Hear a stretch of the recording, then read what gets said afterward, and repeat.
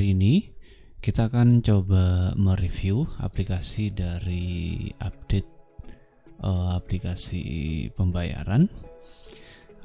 Jadi ini ada beberapa perbaikan di bagian fitur.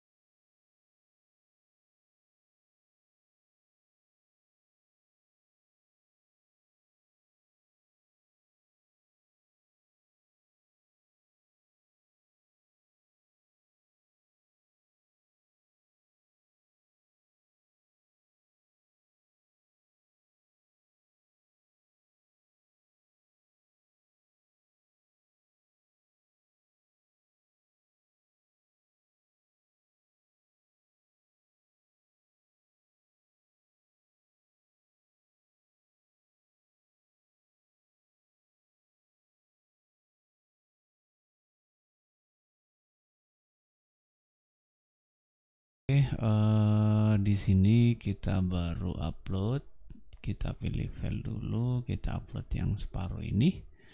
Lalu di sini kita tinggal pilih terbitkan saja. Kemudian nanti di dashboard juga akan muncul informasi seperti ini. Kemudian selanjutnya itu di bagian transaksi siswa. Jadi di sini kita gunakan plugin select versi 2. Jadi di sini tinggal ketikkan saja. Jadi tidak perlu memasukkan niche-nya. Jadi cukup mengetik namanya. Jadi langsung tinggal pilih saja, lalu tinggal cari data. Oke, jadi munculnya seperti ini. Jadi pembaruannya di bagian pencarian niche-nya. Kemudian setelah itu untuk pembayaran itu tidak ada yang berubah.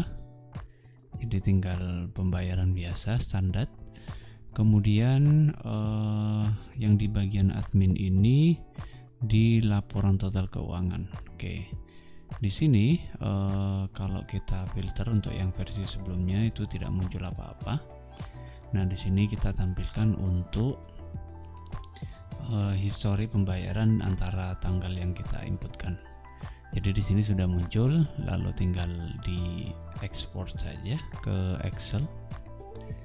Jadi langsung bisa kita cek di sini. Jadi seperti ini.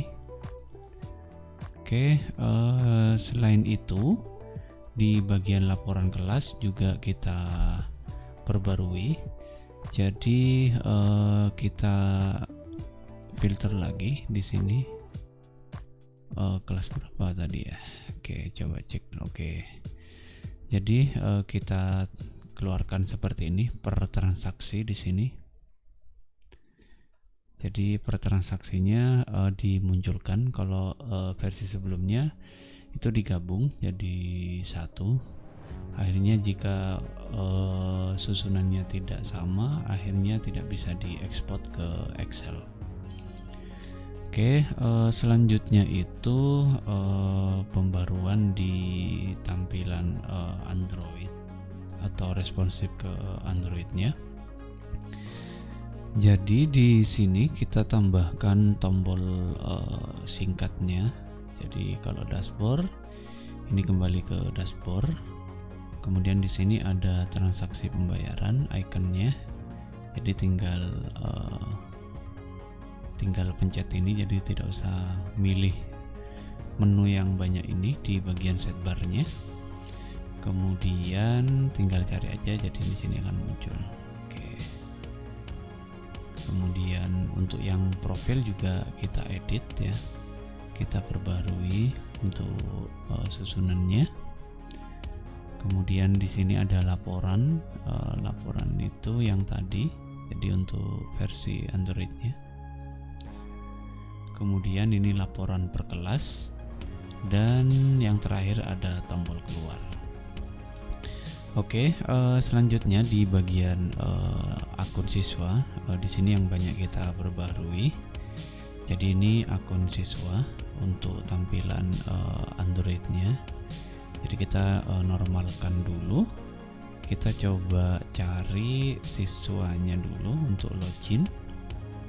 Dia pakai akun ini, kita copy aja dulu. Oke, kita paste, kemudian login. Oke, di sini juga kita buatkan beberapa tombol menu untuk akses. Di sini juga kita tambahkan informasi untuk siswa atau peserta didik. Kemudian di sini ada tombol informasi. Jadi ada bulanan, ada tunggakan. Jadi kita total di sini. Kemudian karena ini sudah bayar tadi, jadi berkurang sedikit. Di sini ada total. Kemudian ada bagian profile, jadi ada edit siswanya juga. Kemudian ada reset password. Kemudian di bagian rincian tagihan juga kita buatkan. Di sini kita buatkan rinciannya untuk laporannya, untuk lognya istilahnya. Jadi jika siswa ingin mengetahui bisa ngecek sendiri di sini statusnya. Kemudian di bagian rincian juga ada, kalau ada tunggakan di sini juga bisa ngecek. Jadi tagihannya ini pembayarannya masih 0 karena masih belum. Kemudian rinciannya atau keterangannya. Kemudian ada log transaksi. Jadi di sini ada log transaksinya. Kalau misalkan kita lakukan pembayaran di bagian siswa ini, kita coba bayar tunggakannya. Kita bayar 350.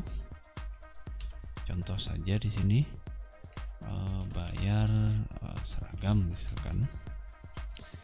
Kita simpan, kemudian kita bayar SPP lagi, coba kita bayarkan. Kemudian tambahkan di sini bayar langsung ke petugas misalkan. Kemudian kita simpan dulu. Jadi di sini kita mendapatkan lognya. Kemudian kita bisa buatkan cetak salinan notanya atau kwitansinya. Jadi di tanggal berapa bisa dicek. Nah, di sini kita buatkan salinan bukti pembayarannya. Jadi di sini ada jumlah pembayarannya, kemudian ini untuk yang tagihan, total tagihannya ini. Jadi di bawah sudah ada sisanya, kemudian total bayar ini. Jadi untuk tanggal pembayarannya, tanggal unduhnya tanggal 7, kemudian totalnya 600. Oke, jadi seperti itu. Kemudian sama kita tambahkan tampilan di Androidnya juga. Di tampilan responsifnya ada dashboard, kemudian ada rincian pembayaran. Jadi kita bisa cek melalui Android, kemudian cek buktinya juga, dan edit profilnya. Jadi kalau edit profile, misalkan kita ganti, kalau siswa udah bisa mengupload ya, jadi harus akun admin. Coba kita edit dulu untuk profilnya, kita masukkan gambar. Coba kita masukkan gambar, kemudian kita reload dulu. Oke, jadinya seperti ini. Kalau kita simpan, oke, batal aja. Oke, tampilannya seperti ini. Oke, ini untuk tampilan normalnya. Jadi itu saja untuk update-nya dari aplikasi SPP ini. Dan untuk aplikasi ini kita buka donasi. Silakan bisa menghubungi via Telegram. Terima kasih, semoga video ini bermanfaat.